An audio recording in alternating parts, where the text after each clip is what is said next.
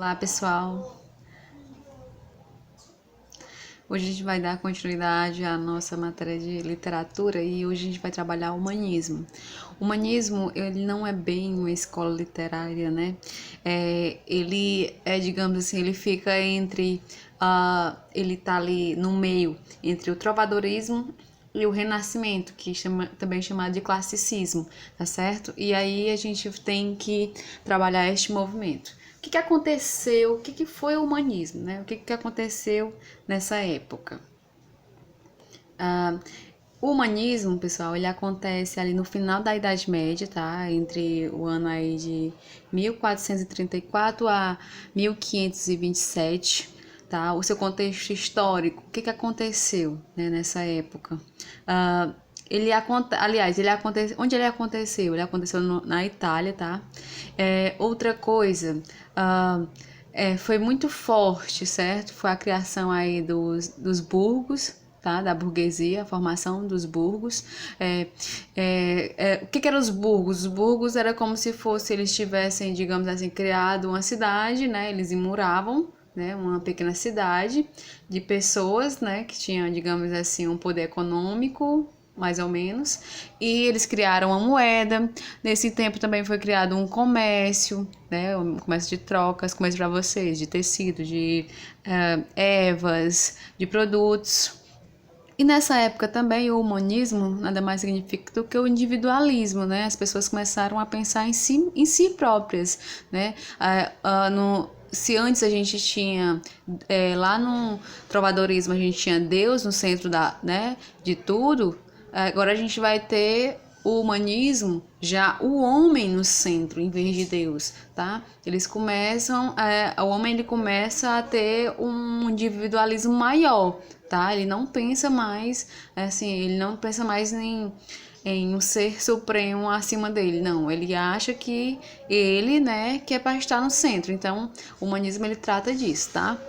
Principalmente a questão, lembre-se disso, da questão da formação de novo da burguesia, a criação dessa moeda, né? Que a primeira vez que a gente tem uma moeda, o comércio, né, fortemente utilizado, o individualismo. Aí o que a gente tem? A gente tem esses duas vértices, né? Essas duas ideias que a gente, aliás, essas duas situações, né? O teocentrismo, como eu disse, esse teo, né, que é Deus no centro, né, de tudo, que é o que a gente tinha, e já no humanismo já começa o antropocentrismo, que é o antropo, né, que é o homem no centro, né. É claro que isso não se dá de repente, não é que começa que acabou, né? Acabou Deus no centro de tudo. Não, vai aos poucos, tá? Vai começa a declinar a questão lá de Deus no centro de tudo e depois há essa acessão, né, do homem, né, ele começa a ser o centro. Para ele é o centro, né? Já não tem mais a religião, já, certo? Ele já começa já, digamos, as tendências científicas, a descoberta que a gente tem aí de algumas, por exemplo, dos planetas, tá? Por mais que nesse tempo aí a gente tem que ver que ele não se sabia se a Terra era redonda, né? Essas questões, mas já começa, digamos assim, a filosofia, os pensamentos, né? Basear as coisas, as razões, tudo no lado científico, tá? E do lado mais filosófico, psicológico, do que do lado emocional ou espiritual, tá certo?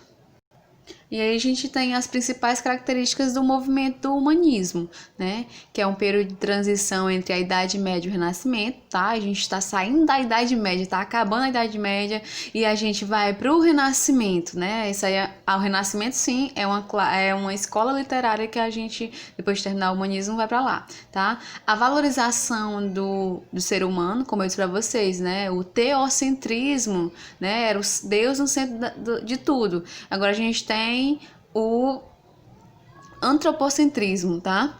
O antropocentrismo é essa valorização exacerbada do homem, tá? Do conhecimento do homem. É nessa época, pessoal, que vai sair aí os cientistas vão atrás de conhecer a fauna, a flora, o homem vai começar a contar as espécies, de tudo que vocês possam imaginar, tá? E aí ele vai, digamos assim, ele vai se encher de orgulho pro sentido de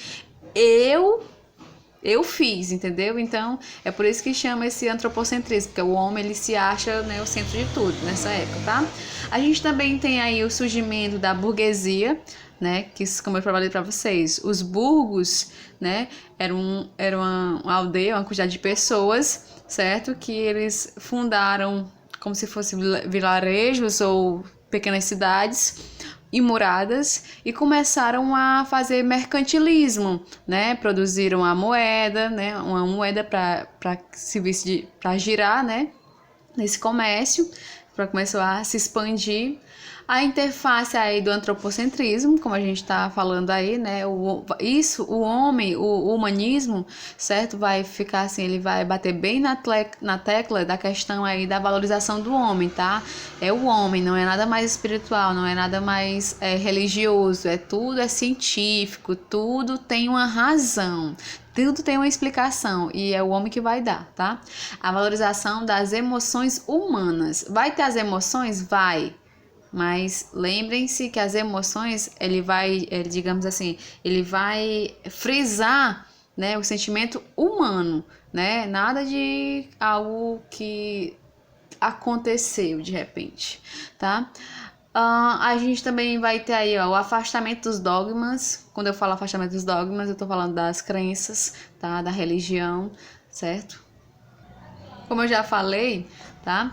A questão aí, ó, já que vai ser o homem no centro de tudo, a ciência ela vai prevalecer, a filosofia vai prevalecer, então vai começar a valorizar os debates e as opiniões diferentes, tá? Vai ter sim debates, cada um vai exercer sua opinião, né?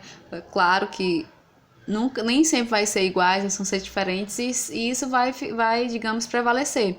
A valorização do raciocínio lógico científico, como eu falei para vocês, tá?